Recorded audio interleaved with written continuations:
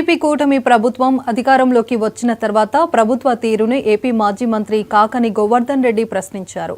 TDP ఎమ్మెల్యేలను విమర్శించే వారిపై తప్పుడు కేసులు పెట్టి జైలుకు పంపిస్తామని అన్నారు. అలాగే ప్రభుత్వం తీరును ముఖ్యంగా ఎమ్మెల్యేలను విమర్శించిన వారిపై తప్పుడు కేసులు పెట్టి జైలుకు పంపడం జరుగుతుందని ఆయన పేర్కొన్నారు. ఇలాంటి కేసులకు వైసీపీ నేతలు భయపడరని, అధికారం ఎవరికి శాశ్వతం కాదని, వైసీపీ అధికారంలోకి వచ్చిన తర్వాత లెక్కలు సరిచేస్తామని అన్నారు. ఒక్కొక్కటిగా మీకు నేనే చూపిస్తాను. ఆ తర్వాత అసలు ఎంత దారుణంగా జిల్లా పోలీసు వెంకటాచలం సిఐ సుబ్బారావు కానీ అక్కడ ఉన్నటువంటి ఆర్ఐ కానీ వ్యవహరించారు. దీనికి సంబంధించి జిల్లా ఎస్పీ గారు ఏమాత్రం పట్టించుకోకుండా అసలు తనకు పట్టనట్టుగా తను ఈ జిల్లాలో ఎస్పీగా పనిచేస్తున్నట్టే లేకుండా ఎంత నింపాదుగా వ్యవహరిస్తున్నాడు అనేటువంటి దానికి ఈ కథనం ఒక ఉదాహరణ. అందుకనే ఈరోజు ఒక్కసారి చూస్తే మీకు క్లుప్తంగా తెలియజేస్తాను. ఇది శేషయ్య మీద ఇచ్చినటువంటి ఎఫ్ఐఆర్, కట్టినటువంటి ఎఫ్ఐఆర్.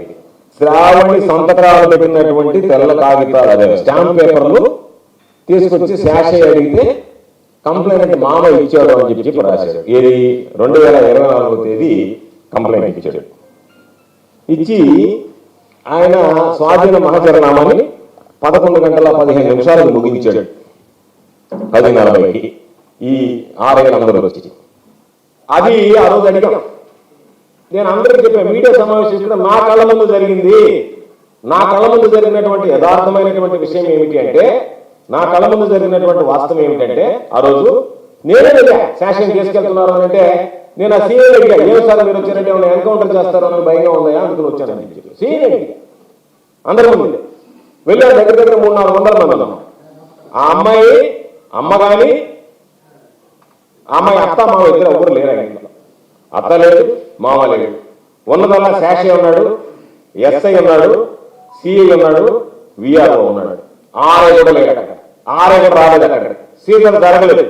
మేము వెళ్ళిన తర్వాత కాసేపటికే శేషయ్య తీసుకొని బయలుదేరారు. ఆమె తర్వాత స్టేట్మెంట్ ఇచ్చింది, మేము ఎవరు లేము, మేమందరం అక్కడ ఉన్నాము, ఇక్కడ మన హాస్పిటల్లో పోయామని చెప్పి ఆమె స్టేట్మెంట్ కూడా ఇవ్వడం జరిగింది. కాబట్టి ఎందుకు ఈ విషయాలన్నీ చెబుతున్నాను అని అంటే,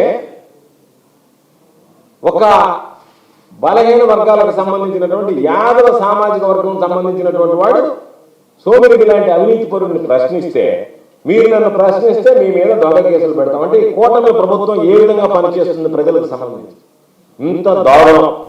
దీనికి ఈరోజు మనం చూస్తే నేను మరలా చెప్తున్నా, ఒకవేళ ఈరోజు చేయకపోవచ్చు, అడిగితే అసలు ఎంత విచిత్రం ఈ కేసు వేరే